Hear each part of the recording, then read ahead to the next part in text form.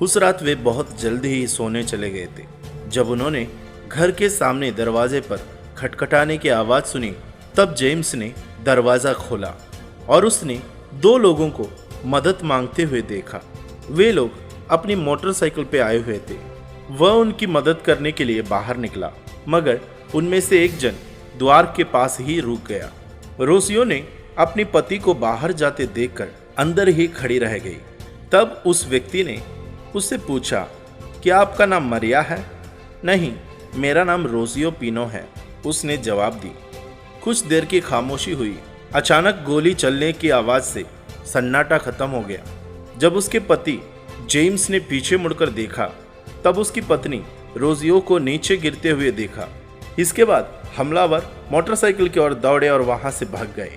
James और Rocio Colombia के एक रेड जोन में रहते थे और उस जगह क्रांतिकारी बल सेना के द्वारा नियंत्रित किया जाता था। इस कारण कोई आपातकालीन सेवा जवाब नहीं देती थी और उसके गांव की सड़क पर भारी खनन किया गया था। इसलिए जेम्स और उनकी बच्ची को रोसियो की मौत अपने सामने देखकर खड़ा रहना पड़ा। रोसियो को वहां के लोग सुसमाचार प्रचार करने वाले के रूप में जानते थे। जिस किसी से भी मुलाकात होती थी वह सुसमाचार प्रचार करती थी, खासकर गोरिल्ला फाइटर्स के साथ। यहाँ कोई भी आ जाए वह यीशु के बारे में जरूर सुनेंगे, वह कहती थी। जेम्स को बाद में पता चला कि रोसियो के हथियारों ने इस कारण उससे बदला ले रहे थे क्योंकि वह एक फीमेल गोरिल्ला के साथ सुसमाचार प्रचार की थी। गोरिल्ला वालों ने उस बहन को रोसियो के घर जाने से मना किया, मगर रोसियो ने उससे यह प्रचार करते हुए एक नया नियम दी कि प्रभु आपके इंतजार में है।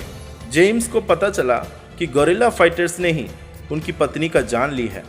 जेम्स कहते हैं कि वह आज भी अपनी पत्नी के हथियारों को पूरी तरह से क्षमा नहीं कर पाए।